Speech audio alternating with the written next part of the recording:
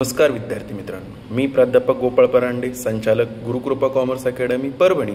आज आपण BCom first इयरच्या विद्यार्थ्यांसाठी फर्स्ट सेमिस्टर बिझनेस अकाउंटिंग मधील एक चॅप्टर जो आहे रेक्टिफिकेशन एरर हा घेऊन येत आहेत।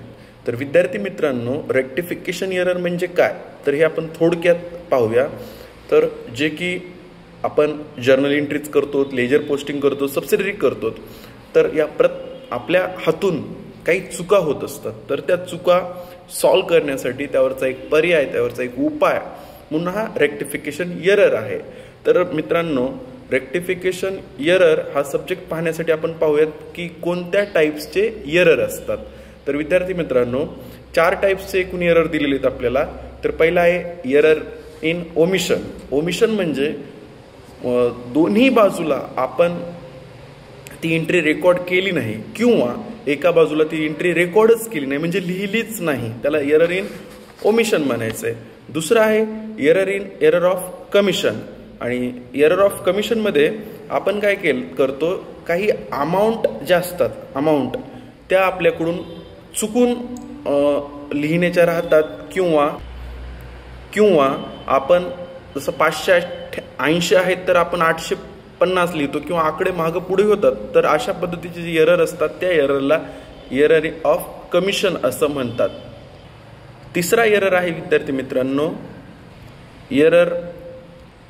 Error in principle. Error in principle म्हणजे काय, आपण अकाउंटचे जे रूल्स आहेत त्याचा वापर न करता काही चुकून एंट्री झाली, जसं की wedges paid of installation of machinery, म्हणजे मशिनरी बसवण्यासाठी वेजेस म्हणजे मजुरांचा खर्च लागला किंवा बिल्डिंग बांधण्यासाठी लेबरचा खर्च लागला। हे जे खर्च आहेत हे तर आपण काय करतो, त्या स्पेसिफिक ॲसेटमध्ये इन्क्लूड करत असतो। परंतु जर चुकून वेजेस ऑफ मशिनरीमध्ये इन्क्लूड झाला असेल तर आपल्याला त्याची रिव्हर्स एंट्री करून घ्यावी लागेल, किंवा लेबरचे खर्च ज्याला पण आपण इथं वेजेसच म्हणतो, ते बिल्डिंग कन्स्ट्रक्शन करण्यासाठी जर लागत असतील तर ते खर्च आपण बिल्डिंगमध्ये ॲड करत असतो। चुकून जर वेजेसमध्ये ॲड झाली असतील तर आपण त्याच्यातून ते लेस करतो। ठीक आहे, तर अशा पद्धतीच्या एररला कोणतं म्हणतात, एरर इन प्रिन्सिपल। आणि चौथा एरर आहे कंपेन्सेटिव्ह एरर। तर कंपेन्सेटिव्ह एररमध्ये काय होतं आहे, थोड्याफार अमाऊंटच्या चुका होतात, जसे की एखाद्याच्या डेबिटला आपल्याला 3000 लिहायचे होते, तिथं आपण 300 लिहून टाकले, किंवा काही वेळेस काय होतं, ठीक आहे, कंपेन्सेटिव्ह एररमध्ये आपल्याला अशा पद्धतीच्या काही अमाऊंटच्या चुका बघायला मिळतात, जे की नजर चुकीनं आपण एखादं शून्य कमी करत असतो। ठीक आहे, धन्यवाद मित्रांनो। तर यानंतर मी याच्यावर एक व्यवस्थित व्हिडिओ बनवत आहे। तर त्यापूर्वी ज्या विद्यार्थ्यांना आपले समोरील व्हिडिओज पाहायचे त्या विद्यार्थ्यांनी आपल्या चॅनलला शेअर करा, सबस्क्राईब करा, लाईक करा। थँक्यू।